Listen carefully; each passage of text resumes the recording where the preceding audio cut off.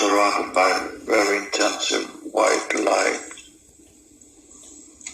It feels like I'm in a big room, but I can't see anything except the light. Oh, beautiful. It's very comfortable, calming, and serene, and very lovely feeling. I'm really happy that we stopped off at that place. Really, really happy, because we would have bypassed that place had we gone directly the way we were moving. And that makes me feel good. How do you feel about that? Do you think? It was nice. Okay. And so in this beautiful place that you're in, do you feel like there's someone coming forward, or? Yes, there's someone almost coming out of a mist, almost like. Before they get to you, I just want you to look at your form and see what you're looking like. Just pure energy now. Oh, very good. Very good. And just let whoever comes forward to come forward, then. And it's a lady coming forward. She's getting clearer and clearer and clearer. Oh, good.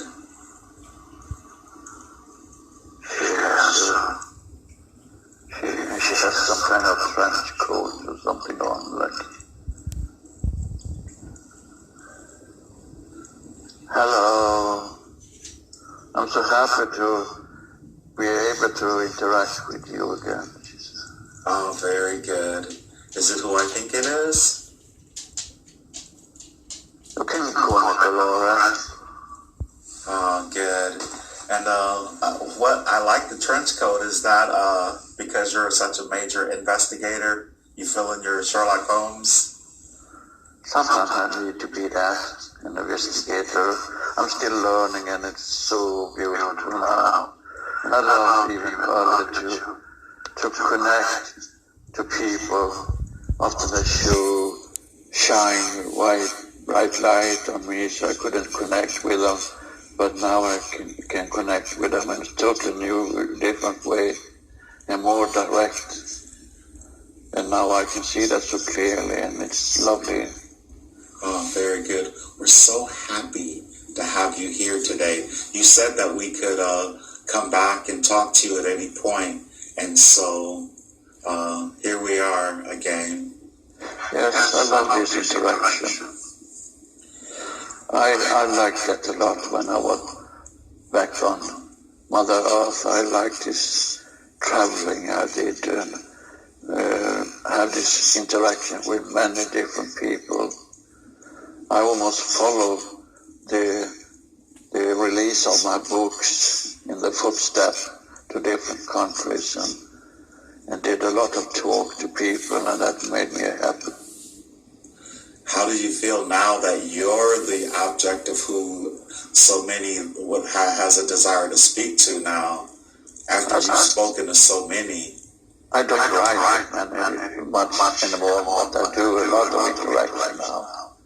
And it's so much easier now because it's easy for me to travel. I still love to travel. I'm really interested in the trench coat that you're wearing. Why are you presenting yourself this way? I'm just curious.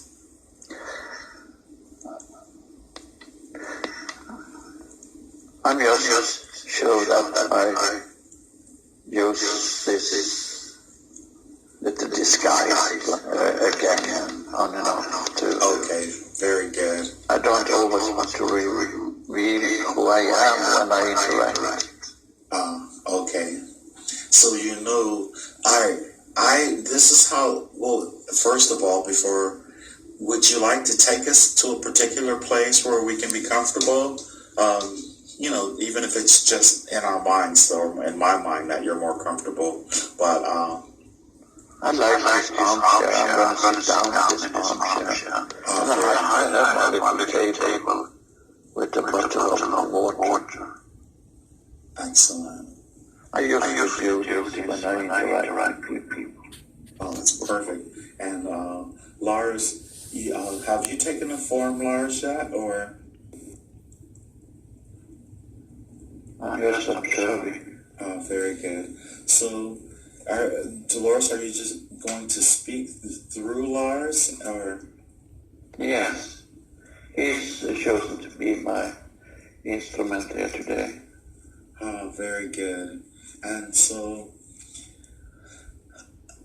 I did a session, quantum healing hypnosis therapy session, with a gentleman named Gary. He came from Illinois to Texas to do a session with me, and he kept saying, I don't know why, but Dolores Cannon keeps coming up. She keeps coming up, and as if you had a desire to speak with me, and or to speak through us or something. And so then I said, well, maybe she wants. Lars and I have interviewed her a couple times, so maybe. So were you sending a message to him, or were you trying to get connected with us or myself? Yes, I tried to connect, but I also did connect, but he didn't really understand what I was saying, and I said that I will be back, and I just want to say that you're doing a nice work with what you're doing, and I appreciate your effort to do this. I really like that and connect with that. Oh, very good. Another thing he said in the session, he hollered out, literally hollered out the name Pamela. And when he hollered her name out, I was like, he said that she was someone that I did a session with, and or that's what he said. And so we went to go back looking through the archives, my archives, and we couldn't find her, but on my front page, it said Pamela Ireland, and then so I looked her up, and the first thing we saw was an interview that you had with her, and so we were like, well, wow, maybe this was her way. Was that your way of, I don't know, were you speaking? I try to show for you that you are connected with me when you have this intention. I'm not always available to have this interaction with you because I have lots of things I do still, a lot of things to learn still. And I think this is lovely for me to be able to interact because that meant a lot for me to put my message forward. But I also want to clarify for you that sometimes not all is meant to be revealed when you ask questions. It's not that we not want to reveal it, it's that it will not do any good in that moment, in that timeline. It's almost like it putting a burden on your mental state. Nothing with your brain, there's no problem with your brain, it's just that it interferes with your growth by holding on to this mindset and this way of thinking, and so therefore we choose not to reveal everything all the time. It's just out of love for you to understand that it's not meant to be now. Understood. So like when I'm questioning Lars about the emerald tablets of thought, and it's not supposed to be, I shouldn't, go to task with them about that.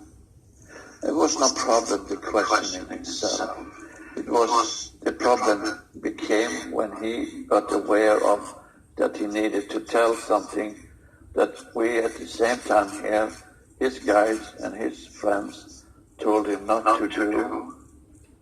So he was ended up in a conflict with his inner belief and what he wanted to do. The question in itself was nothing bad in that, but it was not time to discuss that then. Okay, very good. So who makes the decisions on what should be spoken about or what shouldn't be spoken about? We just know when we talking to you, interact with you, what is meant to be handled for the moment, what is the best for mankind, what is the best for you as a singular being. Well, I trust and believe that because one of my mantras is my intent in this is what's in the best interest for everyone. And so I have to remember to respect my own mantra So thank you very much for that. You're most welcome, and I have to say that I appreciate the effort from your side to develop this method, and you're trying different kind of induction, and that's just good, because everything that is resonating and bringing people into the right state of mind and knowledge is a good thing. The travel in itself is not important. It's what you perceive in the end, and if you have to alter the method, I did that also. I did change my method through the years. It was not the same from the beginning as it was in the end, and I understood more and more and more what was revealed to me in that time. When I learned, I was in a continuous learning curve, and I'm still learning.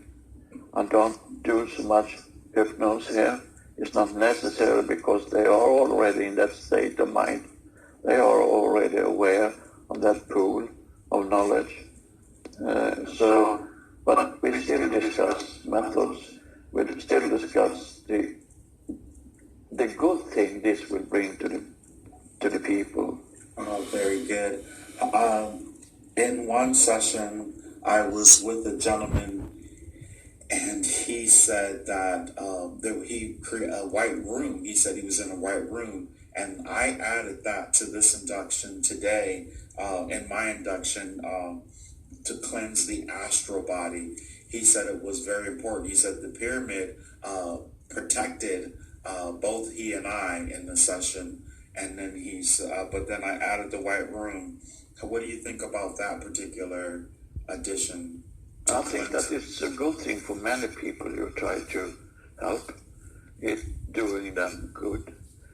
Your personal being are vibrating so high that you don't need that protection now. You are already totally protected in a way that you can't be attacked by low density vibration of energy. But this is bringing people into a clarity. So I can see that have a good effect on many. It will not work with all of your customers, your clients, but it's nothing bad about doing that anyway. So yes, it's helping many to be clearer in their connection with this side of in this realm. Understood. So, I mean, wow, you answer like 3 questions in one just now, and I just love when that happens. Say, for instance, when we begin our sessions, can you tell, like, say, for instance, I wrote your name down, and then I wrote down a list of things that I had a desire to ask you, and literally you've answered 3 in just one. Are you connected with the therapists or the technicians? I don't want to call us therapists. We're not. Well, you know how I feel about that. Are you connected with us as we're calling your name and having intentions to speak with you before? When you have the intention to connect with me, you need to have the right vibration for me to be aware of that you're calling for me. Okay. Not all of you are getting there in the right way, because you have boundaries still to step over these boundaries. But as you as an entity doing this, when you have your intention to connect with me, I can feel it. It's almost like you ring on my door and want to have a meeting, and I know that long before you put your friend under, it's the intention that awake a special vibration that connect with me and my vibration where I am now. Very good, and that makes me feel really good to know that. I'm not egotistically, it just makes me feel, because one thing that Lars and I were discussing is, we post our sessions, and some are guided visualizations. The ones I do in the home are quantum healing hypnosis techniques, and they were thinking, well, how do you know that's her or it's not really her? And we sort of discussed that in the beginning before we started about some of the comments that they make or whatever, but we're learning to let it roll off our backs like water on a duck. So yeah, there will always be people questioning what you're doing. It's a way also for you to learn more and more for every time you do this. For every time someone questioning your intention or your abilities, it makes you grow. So it's like a kind of tool for you, because you're getting aware of those people vibrating in a low vibration. And you are aware of that because you're almost always surrounded with people with high vibrational levels and in a high dimension. So it's meant for you to connect back to the density that still exists. And when you do this with the right intention, you're getting the help you need, you're getting the answer you want. And so they feel a purpose in your life also, those people that are questioning you. But you will never, ever going to be able to make everyone happy. Yeah, make everyone believe what you're doing. And that's because of their free will. If they want to hold on to a belief system that they feel is beneficial for them, it's okay. You don't need to interact with them. So you should not put so much thinking and thought and in that kind of reality. But it's good for you to know that it's still existing. That makes you grow. Understood, and thank you very much for that too. I definitely needed to hear that, and you know how sometimes you have to hear things over and over before it sort of really sinks in, or if it's said by the right person, that all of a sudden, especially because I hold you in such high esteem. How do you feel about the rhyming induction? Doing the inductions in rhyme that I've developed. I like it very much because as music and rhymes is vibrational energy that are good. That's why people like to listen to music. All music is vibration. All poetry is vibration. So I like that very much, what you're doing. Oh, very good. They said that the rhymes sort of help with the induction part of it, and so I do a lot of rhyming, so I thought that would help. You can keep in mind that everything that's resonating with humans' heartbeat is usually good for them, because that is the first thing they understand when they in their mother's womb before they manifest. That's they're hearing the heartbeat of the mother, and this vibrational energy is following you through life. You can change in frequency and in range. But music is good for humans and your soul because it resonates on a vibrational level, and that's good. Beautiful, really good information. Thank you. I hear it now. And I know this is because Lars and I have done so many sessions. I know in the classroom when you were teaching us that you said that after 45 minutes of being induced, after that length of time, it's easier to connect to the somnambulistic level. Can some connect to the somnambulistic level quicker than that, such as Lars? He can do it instantly because he has practiced this for so many years to do this reconnection, recalling of his knowledge that is inside. But some needs much more time if they've never been into this. We can say that 45 minutes is a level that you need to bring them to. And he can do it. He as a singular being can do that instantly. I figured that because I know that you also had in the class where if the person is doing more than one session, we can give them a particular word that would trigger this. And so I just wanted to sort of re-ask because he and I are, we really do take a lot of time and discuss our sessions and what we're doing in the sessions and how we're coming across. It's very important to us to do it.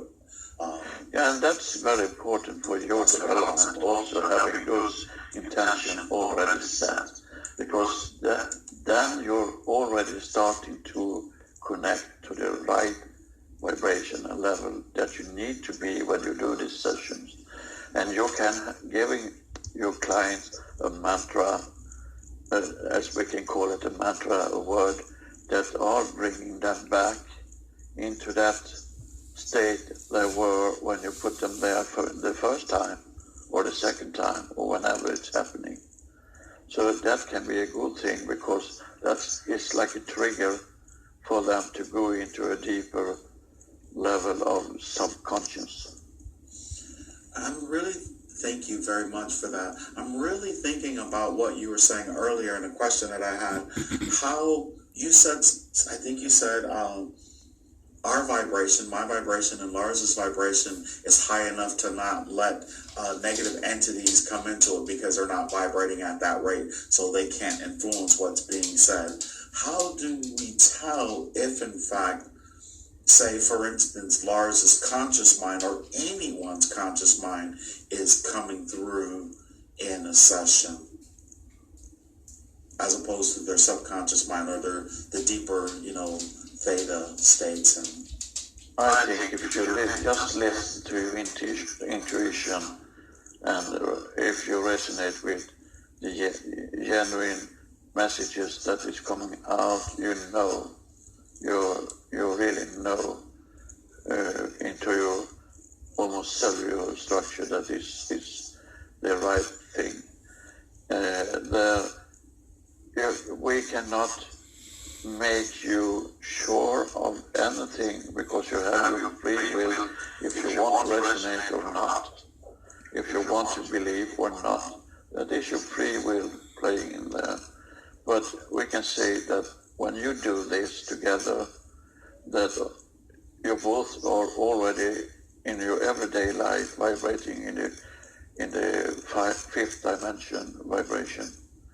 And you do that all day without even aware of it. So you are not able to, but you are not connecting with anything that is not resonate with your inner true understanding of what is right or wrong. Oh, very good. Thank you very much for that. Is it possible they do take on the characteristics sometimes in the sessions, and not just with Lars, that the person induced will use profanity? We call it profanity here. It's just colorful words as far as I'm concerned. But that doesn't negate anything just because the person used a word such as F-U-C-K or something. That's just cultural. That's just in that way you are connected to their mind that you're putting under, because they need to be in that half of the brain that's making it possible to connect here. And that part is still connected with the other half of the brain. They're doing another kind of communication. It's serial and it's parallel. And when you're talking to us, you are in one side of your brain. Use that, and that can play into what coming out, but it's still coming from the right frequency. It still do that when someone's swearing or use profanity. And sometimes it's good to use profanity because it's put a little edge of the message, something. An emphasis, yes. Yes. Understood. So while right now, if you had anything else that you would like to share about the induction and how the sessions are going, and I know that because there were a whole lot different line of questions that I had a desire to ask you, but in terms of how the inductions are being done and that type of thing, if there's anything you'd like to share right now before I start on the second part of the questions, which I think you'll find interesting. I hope you did. Yes, I want to share with you that the induction that I worked through and worked with was the way I did that kind of work with, that resonated with me when I was in that reality.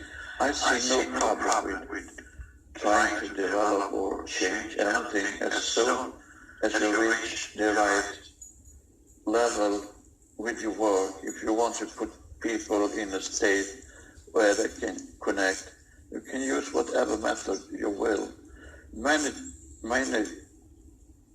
of my former pupils, many of my former teachers that are teaching my method now are sometimes treating this like it's almost like a religion. It's not. It's, you can experiment with it. But we can say also, we were talking about time limits, you were mentioning 45 minutes.